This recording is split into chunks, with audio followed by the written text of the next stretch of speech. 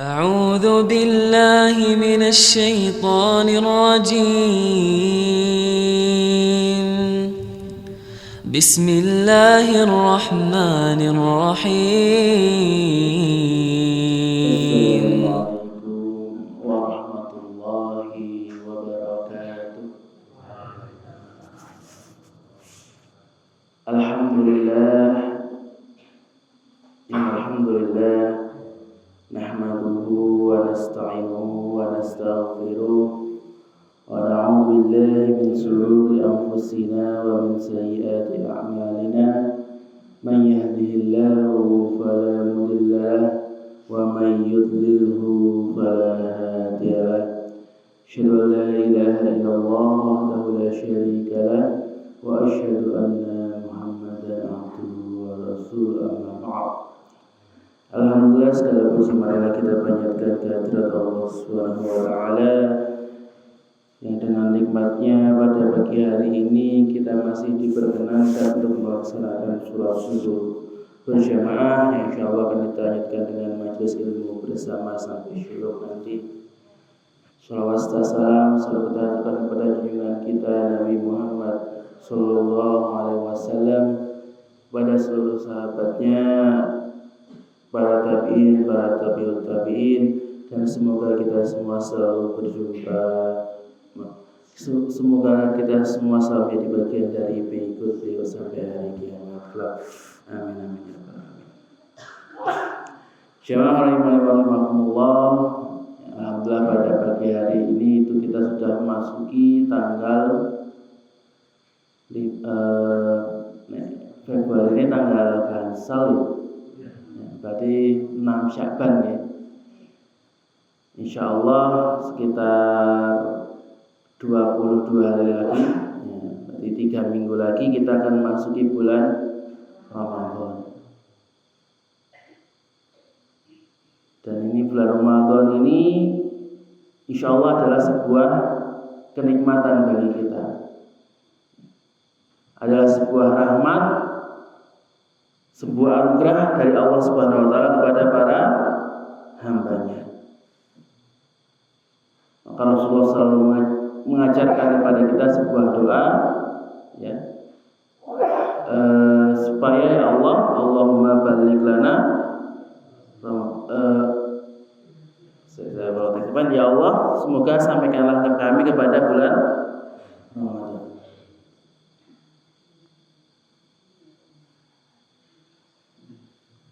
Allahumma barik lana, Allahumma barik lana fi Rajab wa Sya'ban wa balighna ila Ramadan. Ya Allah, berkailah kami di bulan Rajab dan Sya'ban, dan sampaikanlah kami kepada bulan Ramadan. Nah, inilah doa yang Rasulullah ajarkan untuk diucapkan di bulan, dari bulan Rajab kemarin sampai bulan Sya'ban. Karena ketika seorang hamba itu bisa disampaikan kepada bulan Ramadan, itu adalah sebuah nikmat yang sangat luar biasa. Maka yang namanya Ramadan itu bagi orang-orang beriman itu adalah seperti olimpiade. Kalau kita ibaratkan bahwa ibadah itu adalah sebuah perlombaan, sebagaimana firman Allah Ta'ala, fastabiqul khairat, bersegeralah berlomba-lomba dalam kebaikan. Jadi yang namanya ibadah itu harus berlomba ya, harus bersegera, tidak boleh malas-malas. Maka yang namanya Ramadan ini tadi ibarat sebagai puncaknya lomba, seperti olimpiadenya ahli taqwa, di mana di dalamnya itu berkumpul berbagai macam ibadah. Dan kalau ada orang mau menang lomba, ikut olimpiade, ikut perlombaan, mau dapat medali emas, maka biasanya harus latihan, harus persiapan. Gak ada ceritanya ke orang, misalnya lombanya tanggal 15 Februari gitu ya. Kemudian dari tanggal 1 nyantai-nyantai, 2 nyantai-nyantai, 3 3 sudah nggak ada persiapan, tiba-tiba tanggal 15-nya langsung daftar, kemudian menang. Nggak ada ceritanya seperti itu. Karena kalau orang memang mau menang, ya tadi harus latihan dulu, harus persiapan. Karena yang namanya olimpiade itu, yang namanya perlombaan itu hanya bisa diikuti oleh atlet papan atas. Nah, ini bapak-bapak misalnya senang olahraga apa? Macul. Ini lomba macul itu Indonesia itu gini. Makanya ditambah olimpiade macul ya. Ya misalkan mau bulu tangkis kan ya. Kan mau ikut lomba bulu tangkis ya bisa ikut, tidak bisa sembarang orang. Orang yang sudah biasa, sudah jago. Kalau kita kok baru amatir, baru pemula, kok langsung ikut lomba, langsung mau menang, ya nggak bisa. Kalau memang mau ada kesempatan untuk mendapatkan medali tadi, harus ada latihan dulu, harus ada pemanasan. Maka ketika kita ingin memasuki bulan Ramadan ini, kita tanya ke dalam diri kita ahli ibadah papan atas bukan? Bukan. Kita apakah kita ahli Quran papan atas? Apakah kita tukang sholat papan atas? Maka kebanyakan dari kita belum sampai derajat itu. Maka langkah pentingnya bagi kita untuk persiapan, untuk TC, untuk pemanasan. Supaya apa? Supaya bisa mendapatkan medali takwa dari Allah Subhanahu wa Ta'ala. Karena yang namanya Ramadan ya tadi seperti maraton. Kita itu dituntut tidak hanya 1 atau 2 hari, tapi 30 hari untuk beribadah kepada Allah dengan sebaik-baik ibadah. Jadi di dalam Ramadan itu ibadah yang Allah minta bukan hanya sekedar yang penting sholat, yang penting ngaji, bukan. Tapi ibadah dengan kualitas paling tinggi, ibadah dengan segenap kemampuan kita. Dan tadi tidak hanya 1-2 hari, tapi sampai 30 hari. Dan selama 30 hari ini itu grafiknya nggak boleh turun. Harus naik. 10 hari pertama bagus, kedua lebih baik, terakhir tuh harus paling tinggi. Itu yang Allah minta. Ya sayangnya kebanyakan ya saudara kita di Indonesia ya biasanya hari pertama semangat, kedua kendor, ketiga sudah mikir lebaran. Ini mohon maaf ya, kebanyakan orang masih seperti itu. Nah kalau seperti ini bukan karena tidak bisa, gitu. Kadang kan orang seperti itu, hari pertama saya semangat baca Quran 3 juz, sholat terawih sampai terawihnya nyari yang 23 rakaat, tapi 23-nya ya lama. Jadi sampai 1 jam, 1 jam atau 2 jam terawihnya. Saking semangatnya itu. Tapi hari pertama sudah semangat, tapi hari kedua mulai kendor, lama-lama kendor. Akhirnya ini kayaknya emang gak bakat ngaji, gak bisa sholat lama, gak bisa ngaji banyak. Ini bukan gak bakat ya, bukan tidak bisa, tapi tadi hanya kurang pemanasan saja. Maka kita lihat bagaimana para ulama itu menyiapkan Ramadan dari jauh-jauh hari. Bahkan dalam sebuah riwayat mengatakan kalau para ulama itu 1 tahun itu kalau 5 bulan setelah Ramadan itu isinya berdoa supaya Ramadannya itu diterima. 6 bulan selanjutnya berdoa supaya disampaikan ke bulan Ramadan. Ada seorang ulama tabi'in itu kalau bulan Sya'ban, ya jadi sudah dari tanggal 1 bulan Sya'ban itu sudah tutup warungnya, sudah tidak jualan lagi. Karena apa? Tadi buat persiapan Ramadan, sudah tata-tata diri, mulai ibadah, mulai mengaji, mulai mempersiapkan dirinya. Maka kenapa kok persiapan ini penting? Kenapa kok harus pemanasan dulu? Karena tadi supaya ibadah kita itu maksimal, benar-benar serius, tidak hanya sekedar ya sudahlah, yang penting sholat, yang penting ngaji.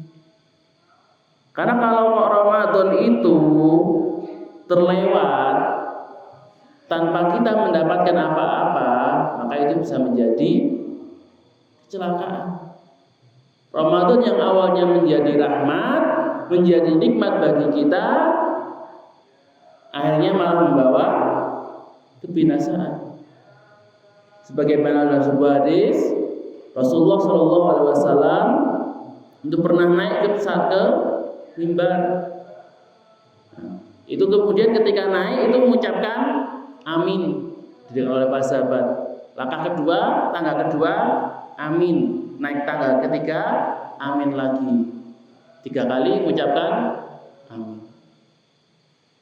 Maka ketika di atas mimbar Rasulullah berkata, wahai para sahabat, tahukah kalian kenapa kok saya tadi ketika naik mimbar itu mengucapkan amin? Maka para sahabat menjawab, Allah dan Rasulnya yang lebih tahu. Kemudian Rasulullah menjawab, tadi ketika saya naik mimbar, Jibril itu datang dan berdoa. Doa yang pertama, ya Allah, berilah kebinasaan bagi orang yang dua orang tuanya atau salah satunya masih hidup, kemudian dia tidak bisa masuk surga dari orang tuanya tersebut. Maka Rasulullah mengucapkan amin. Kemudian pada tangga kedua Jibril berdoa lagi, ya Allah, berikanlah kebinasaan bagi orang yang masuk Ramadan kemudian keluar tanpa menerima ampunan dari Allah Subhanahu wa Ta'ala. Maka Rasulullah pun mengucapkan amin. Yang ketiga, Jibril berdoa, ya Allah, berikanlah kebinasaan bagi orang yang mendengar namamu, yaitu namanya Nabi Muhammad, kemudian tidak berselawat kepadamu. Maka Rasulullah pun mengucapkan amin. Maka di sini kita lihat bagaimana orang yang melalaikan Ramadannya, menyia-nyiakan Ramadannya, itu didoakan kebinasaan oleh 2 makhluk yang paling baik. Didoakan oleh malaikat terbaik dan diamini oleh manusia terbaik. Ya. Dan doanya bukan doa kebaikan, ya. Didoakan kebinasaan, didoakan kecelakaan. Ya kalau sudah didoakan Jibril kebinasaan, ya sudah, tidak ada lagi yang bisa menghalanginya. Mesti binasa tadi. Inilah kenapa Bapak Ibu rahimanallah, penting sekali tadi supaya Ramadan kita selamat, supaya Ramadan kita tidak sia-sia, supaya kita tidak mendapatkan kebinasaan dari Allah Subhanahu wa Ta'ala. Maka harus disiapkan dengan serius, benar-benar benar-benar ditata, ya, disiapkan. Maka persiapan apa yang bisa kita lakukan untuk menghadapi Ramadan 3 minggu yang akan datang? Maka yang pertama adalah menyiapkan bekal ilmu.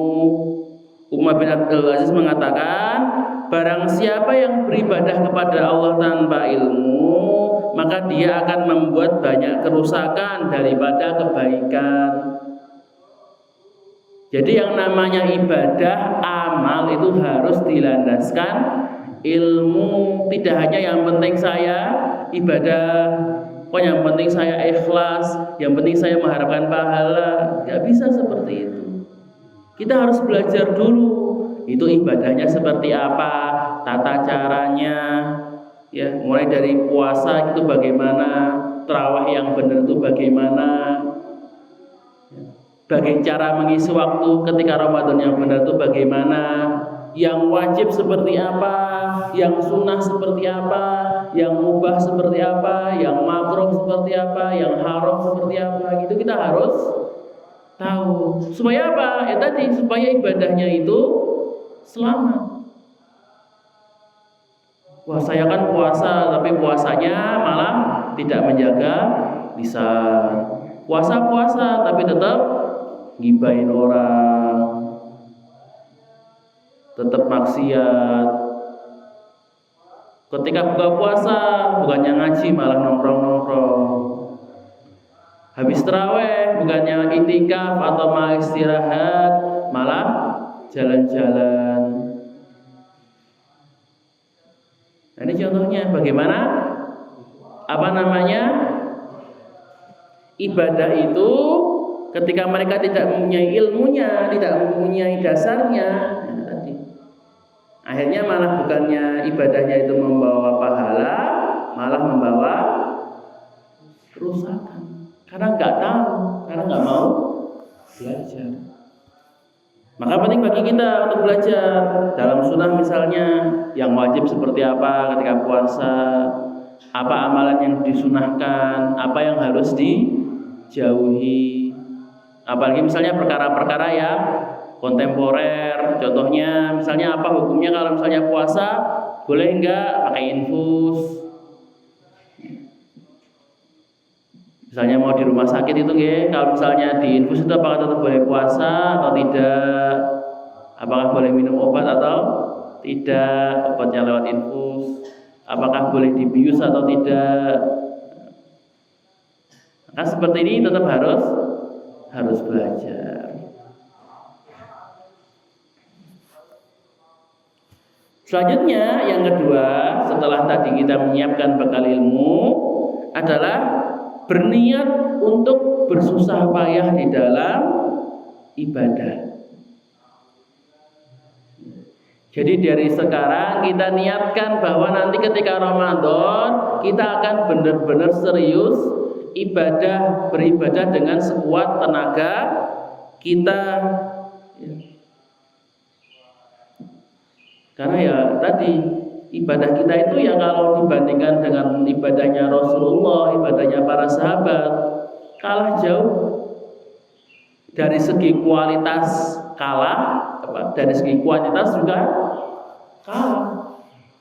Rasulullah itu kalau sholat malam itu kalau saking lamanya itu tadi Isya itu mulai takbir jam 10 baru rukuk rakaat pertama.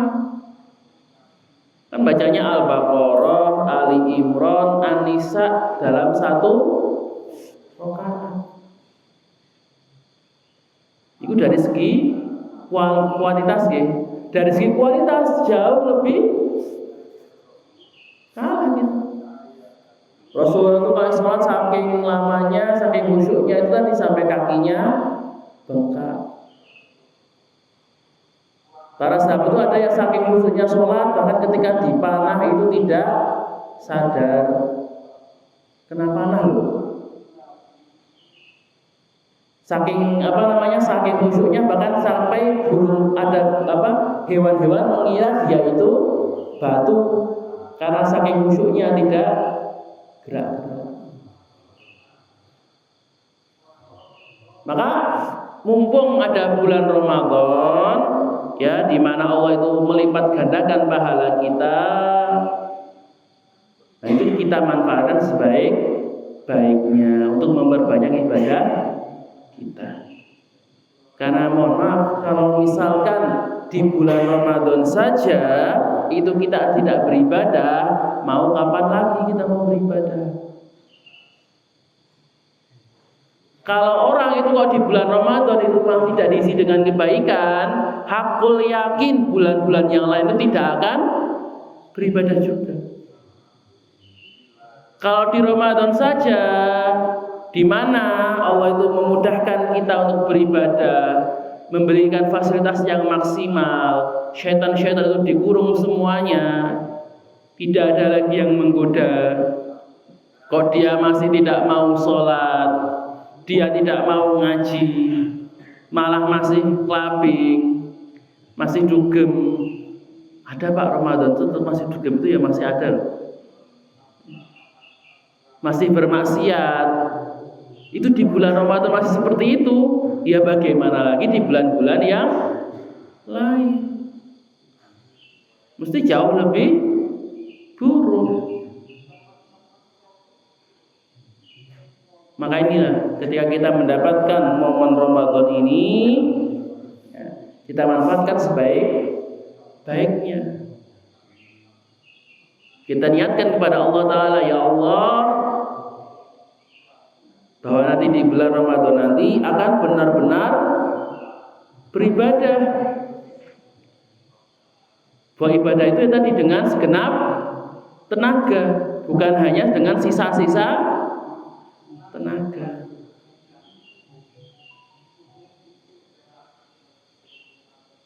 Tadi demi mendapatkan kemuliaan dan derajat takwa dari Allah Subhanahu wa Ta'ala. Dan juga jangan lupa kita selalu memohon kemudahan dari Allah Subhanahu wa Ta'ala. Karena kita itu hanya bisa beribadah, hanya bisa berbuat baik ketika Allah itu memberikan rahmat, Allah itu memberikan izin. Kita tidak bisa berbuat baik ketika Allah tidak menurunkan hidayah kepada kita. Maka selalu memintalah kepada Allah, ya Allah, berikanlah kemudahan supaya kita selalu bisa beribadah, supaya kita selalu bisa berbuat baik. Nah, kemudian yang ketiga adalah tadi setelah yang pertama kita punya bekal ilmu, kemudian berniat untuk beribadah bersungguh-sungguh di bulan Ramadan. Yang ketiga adalah bertaubat dan minta maaf kepada saudara kita. Ini agar apa? Agar kita itu memasuki Ramadan dalam keadaan bersih. Ya. Jadi ketika Ramadan sudah dosanya sudah bersih, sudah jadi skornya sudah 0 kembali, gitu. Jadi insya Allah ibadahnya jauh lebih mudah, akan lebih ringan untuk beribadah. Dan jangan lupa minta maaf kepada saudara kita, kepada orang tua kita, kakak adik kita, kerabat-kerabat kita, karena merekalah yang sering kita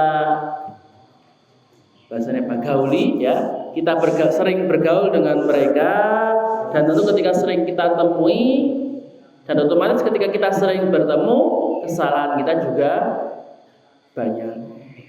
Maka sebelum Ramadan itu tiba, marilah kita saling meminta maaf. Pak, Bu, ya mohon maaf kalau ada nama salah apa-apa, ya mohon maaf sebesar-besarnya. Jadi yang namanya mohon maaf itu tidak nunggu lebaran, kan? Dari Ramadan itu sudah minta maaf. Jadi ketika masuk Ramadan itu sudah adem, ayem, sudah lega, tidak ada lagi perselisihan gitu maksudnya. Jangan sampai kok masuk Ramadan masih ada rasa jengkel sama saudara kita, masih mangkel sama orang tua kita, atau masih sebel dengan anak-anak kita, itu jangan sampai. Ayo, bagaimana ketika kita sudah memasuki bulan Ramadan tadi, sudah tidak ada lagi permusuhan, sudah tidak ada lagi perselisihan. Soalnya kalau namanya ibadah kok hatinya masih jengkel, hatinya masih mangkel, ya nggak akan khusyuk, tidak akan maksimal. Jadi bagaimana ketika masuk Ramadan kita bersihkan hati kita.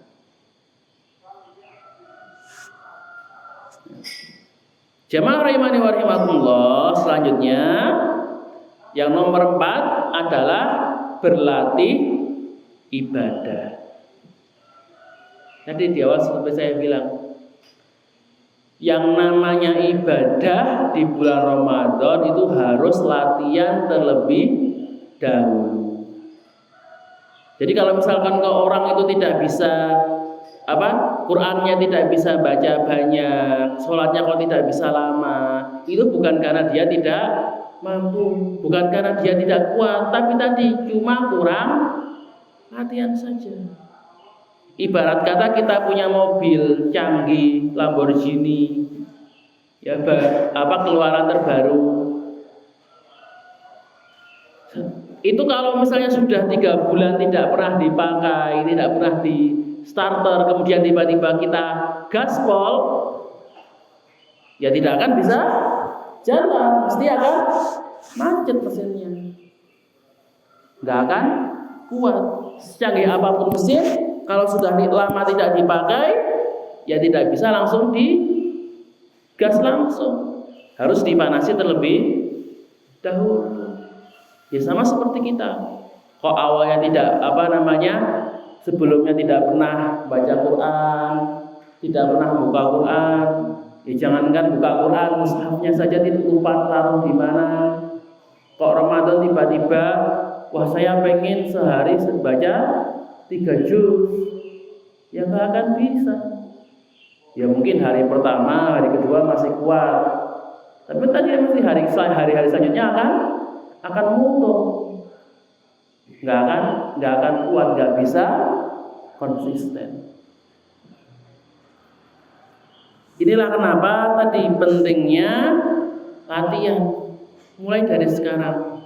Kita latihan puasa, sebagaimana Rasulullah SAW itu di bulan Sya'ban ini itu adalah bulan di mana Rasulullah itu paling banyak berpuasa selain di bulan Ramadan. Pasal dalam sebuah hadis mengatakan Rasulullah itu kalau di bulan Sya'ban itu berpuasa hampir sebulan full, kecuali beberapa hari saja. Saking banyaknya berpuasa. Nah, ini untuk latihan puasanya. Kemudian latihan baca Qur'annya. Mulai kita latihan. Yang mungkin sebelumnya kok Al-Qur'annya masih malas-malesan, masih jarang-jarang, ya kita mulai buka mushaf kita. Ya mulai misalnya sehari berapa juz, 5 halaman atau 6 halaman, 10 halaman. Makin hari kita makin tambah. Kemudian ibadah-ibadah sunnahnya mulai dirajinkan, sholat rawatibnya, tahajudnya. Ya sebelumnya tahajudnya masih bolong-bolong, mulai dirutinkan. Rakaatnya mulai ditambah, yang mungkin sebelumnya tahajudnya cuma 2 rakaat tahajud plus 1 rakaat witir. Biasanya kan ngeten nggih. Ya mulai ditambah, ya mungkin tahajudnya jadi 4, witirnya jadi 3. Tadi sebagai persiapan, pemanasan diri kita supaya tadi ketika nanti masuk Ramadan tidak keseleo. Jangan sampai ketika Ramadan kita kehabisan tenaga, kehabisan nafas di tengah jalan. Karena kalau dalam Ramadan harusnya itu tadi makin hari harusnya makin kenceng ibadahnya, makin banyak infaknya, makin besar, dan puncaknya itu nanti harusnya di hari terakhir itu hari yang paling ibadahnya itu harus paling kenceng. Nah itu yang nomor 4 ya. latihan ibadah. Selanjutnya yang nomor 5 adalah menyiapkan bekal dana. Ini penting Pak ya. Karena kita tahu bahwa bulan Ramadan adalah bulan infak. Rasulullah itu sendiri menyuruhkan, dan sebenarnya dikatakan Rasulullah itu adalah orang yang paling dermawan. Dan ketika bulan Ramadan, dermawannya itu lebih-lebih lagi, makin bertambah ketika bulan Ramadan. Maka dermawannya Rasulullah itu dikatakan seperti angin yang berhembus. Jadi langsung nyah-nyoh, langsung dikasih, ada orang butuh kasih, orang butuh kasih. Bahkan kadang sebelum orang minta itu sudah dikasih terlebih dahulu. Nah ini contohnya bagaimana dermawannya Rasulullah. Ya, maka ketika kita mau berinfak di bulan Ramadan, supaya infak kita itu maksimal, ya kita siapkan dari sekarang. Kita tabung uang kita untuk infak. Jadi jangan sampai kok malah infak itu hanya dengan sisa-sisa harta saja. Yang namanya infak terbaik adalah dengan harta yang terbaik. Lan tanalul birra hatta tunfiqu ma tuhibbu. Engkau itu belum mencapai kebaikan kalau belum menginfakkan apa yang engkau cintai. Jadi yang namanya infak tadi harus disiapkan dengan serius. Ada harta yang khusus untuk infak, kita siapkan untuk infak. Bukan malah ini dengan susuk tok ya, dengan sisa-sisa harta saja. Maka menabung dari sekarang, jangan cuma nabung untuk lebaran ya. Maka orang kan biasanya nabung untuk apa Pak? Baju lebaran, untuk ngisi toples, untuk jalan-jalan, untuk mudik lebaran. Ya ini nggak apa-apa, nggak salah, boleh-boleh saja. Mau nabung buat nyiapin dana buat lebaran itu boleh, tapi jangan lupa dana untuk Ramadan itu jangan sampai kalah besar. Mosok yang dunia kita serius kita nyiapkan dengan sekuat tenaga, akhiratnya kok malah sisa-sisa saja. Jangan sampai. Harusnya yang akhirat itu lebih besar, atau kalau misalnya tidak lebih besar, minimal sama. Maka berapa dana yang disiapkan untuk lebaran, itulah uang yang kita siapkan untuk infak Ramadan. Misalkan kita target dari sekarang, mau lebaran itu kira-kira butuh dana 2 juta ya, untuk baju, ngisi toples segala macam itu 2 juta. Ya sama kita siapkan, berarti nanti untuk infaknya juga 2 juta. Nah, mulai menyisihkan uang dari sekarang. Setiap bisa belanja kita sisihkan, ada uang sisa kita sisihkan. Kalau misalnya tabungannya pas luas ya bisa diambil, ya udah nggak apa, kita ambil untuk Ramadan ini.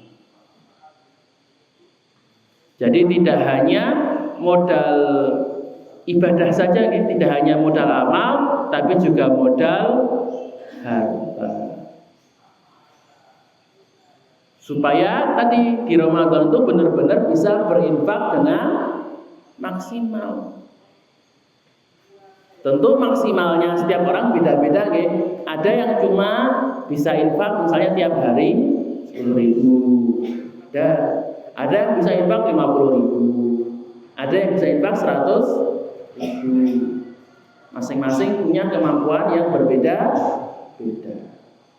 Tapi dengan kemampuan yang berbeda-beda itu, ya, tetap harus kita siapkan dengan seluruh tenaga. Jangan sampai saya kan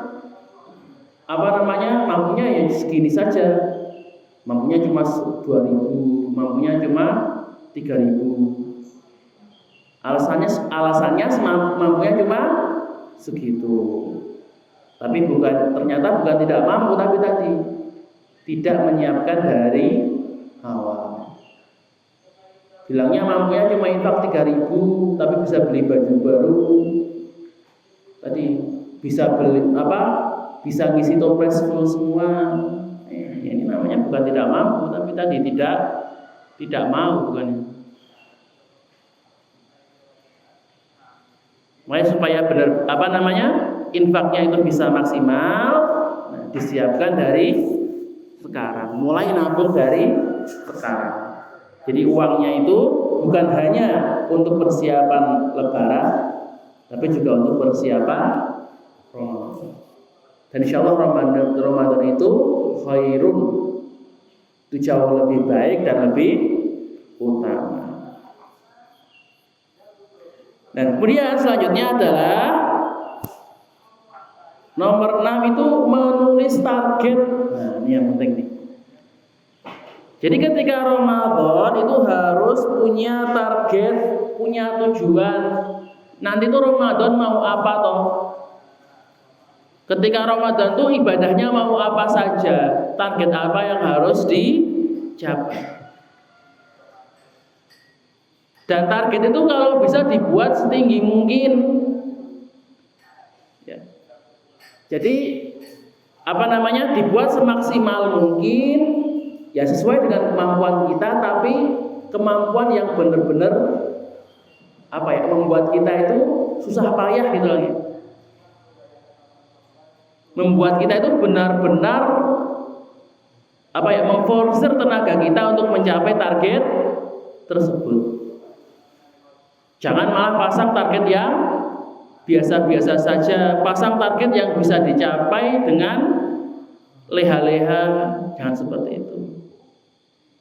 Karena logikanya, kalau misalkan kita pasang target yang tinggi, kalau misalkan tercapai 80% saja, itu insya Allah lebih baik, lebih banyak, lebih berkualitas dibandingkan kalau kita pasang target yang rendah kemudian tercapai 100%. Jadi tadi pasang target yang tinggi. Karena tadi yang namanya Ramadan harus maksimal, ibadahnya harus maksimal. Jangan cuma ibadah yang biasa-biasa saja, bukan yang penting sholat, yang penting saya ngaji, yang penting saya puasa. Jangan pada seperti itu. Maka contohnya apa targetnya? Misalkan berapa kali khatam Al-Quran. Jadi kita buat target dari sekarang. Minimal Bapak Ibu, minimal tuh sekali khatam Al-Quran selama 1 bulan. Nek kok mohon maaf kok sekali saja tidak bisa, itu maneman Pak Ramadan Pak, maneman sekali. Insya Allah sekali itu mudah Pak. Kan berarti kan kalau sekali sehari satu juz. 1 juz itu 20 halaman. Berarti kan 20 halaman itu kan setiap sholat 5 halaman. Setiap sholat 4 halaman. 4 halaman, 2 halaman sebelum sholat, 2 halaman setelah sholat. 2 halaman ibarat kata kita baca lambat banget lah. Paling lambat berapa 1 halaman? 10 menit lah ibarat kata 1 halaman itu. Yang bacanya masih terbata-bata. Tadi kan paling 20 menit. 20 menit sebelum sholat dan 20 menit setelah sholat. Ini kan insya Allah tidak berat ya Bapak Ibu ya. Menyiapkan sedikit waktu kita untuk membaca Al-Quran. Nah itu kan kalau yang minimal ya. Kalau lebih tentu jauh lebih baik, 2 atau 3 misalkan. Yang ada yang santri-santri itu banyak Pak, yang ada yang sampai 10, ada yang 15. Jadi selama Ramadan 15 kali khatam, berarti kan 2 hari sekali nggih khatam nggih. Ada yang 18, Para ulama itu ada yang khatam sehari sekali, Pak. 30 kali khatam Al-Quran. Ya tentu kalau kita belum bisa ya jangan baru baca Quran kok targetnya 10 kali khatam. Nah itu terlalu mustahil gitu. Ya mau sesuai dengan kemampuan kita. Yang masih bacanya lambat-lambat, belum lancar, ya taruhlah 1 atau 2 kali. Kalau yang bacanya sudah bisa cepat, ya mau 4 atau 5 lah, paling nggak 5 kali khatam. Itu kan bisa baca aja kan setelah sholat, ketika jalan, ya di dalam perjalanan, sambil kerja, sambil antri, sambil nunggu buka puasa, itu bisa diisi dengan baca Quran. Kemudian saya target yang lain, sholat jamaah. Nah ini jangan Ramadan itu jangan sampai kok tidak sholat jamaah. Harus selalu di masjid terutama untuk bapak-bapak, jangan sampai kok ketika Ramadan sampai terlewat sholat jamaah. Kita jadikan target minimal. Kalau bisa malah nggak masbuk waktu nggak ada yang masbuk, atau malah sebelum adzan itu sudah di masjid. Ya, bisa disesuaikan sendiri targetnya masing-masing. Kemudian target lain misalnya itikaf, ya 10 hari terakhir. Kemudian menjaga lisan kita, memperbanyak infak kita. Infaknya mau berapa per hari? Ya, kita target dari sekarang. Oh kira-kira hari pertama nanti 5.000, nanti 10 hari kedua 10.000, nanti pas hari terakhir 20.000. Itu kita target dari sekarang. Kemudian yang paling penting itu memperbaiki yang wajib, ya, menambah yang sunnah dan mengurangi yang mubah. Kemudian yang terakhir adalah coba menulis proposal doa. Mungkin agak aneh ya. Doa kok mosok ditulis sih? Ya nggak apa-apa. Kita tulis apa yang ingin kita minta ketika nanti di bulan Ramadan. Mau dibuat detail. Misalnya saya mau kalau rezeki misalnya saya mohon yang pengen putra ya pengen putra, saya mohon pengen sawah baru, saya jualan mohon diberi kesuksesan. Oh ini saya ibadah mau supaya bisa dapat mencapai target Ramadan. Itu kita buat listnya, dan list ini kita baca nanti setiap habis taraweh, setiap sahur itu kita baca. Supaya apa? Ya tadi ketika berdoa supaya lebih detail. Jangan doa itu jangan cuma Rabbana atina fid dunya hasanah wa fil akhirati hasanah wa qina adzabannar.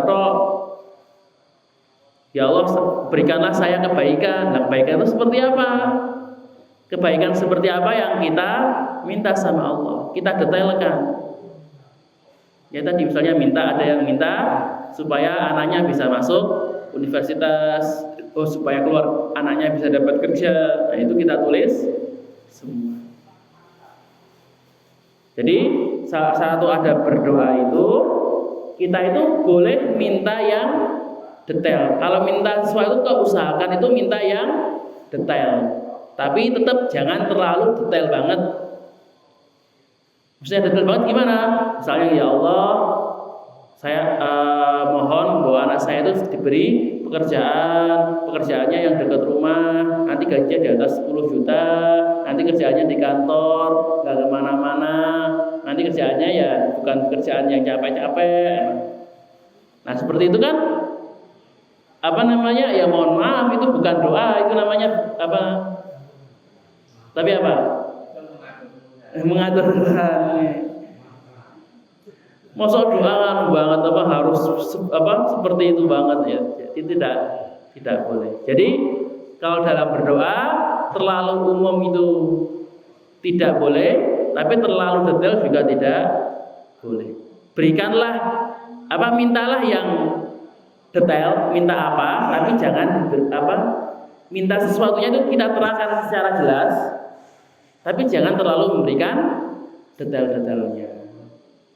Nah tadi, kalau kita memberikan detail seperti itu seakan-akan kita tadi mengatur Allah. Jamaah rahimani wa rahimakumullah.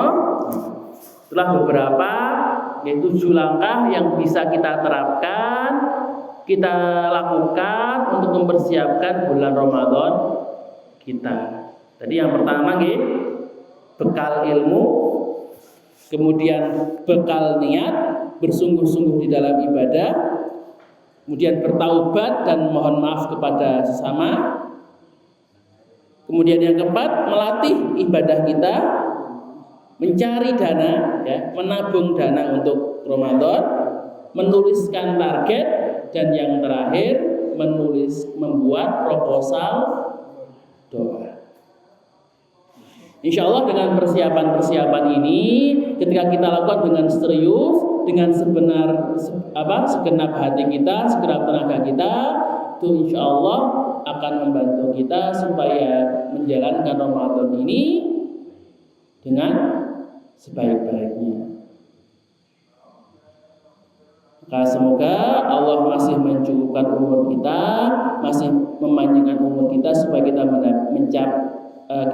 mendapati Ramadan pada tahun ini, dan semoga ketika kita melalui Ramadan, kita menjalankan Ramadan ini, itu kita tetap mendapatkan ampunan dan rahmat dari Allah Subhanahu wa taala, dan kita tidak termasuk orang-orang yang didoakan kebinasaan oleh Jibril dan Nabi Muhammad sallallahu alaihi wasallam. Amin. Amin.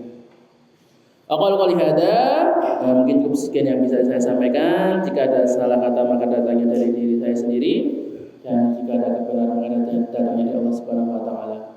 Mungkin sebelum saya tutup, ada pertanyaan terlebih dahulu atau tidak? Ibu-ibu? Bapak? Oke, tidak ada. Aqal qouli hada billahi taufiq wal hidayah wa wal inayah. Nun wal qalam ma yasturun fastabiqul khairat. Subhana rabbika rabbil izzati amma yasifun wa salamun alal mursalin walhamdulillahi rabbil alamin. Tsumma assalamu alaikum warahmatullahi wabarakatuh. سبحان ربك رب العزة عما يصفون وسلام على المرسلين والحمد لله رب العالمين. صدق الله العظيم.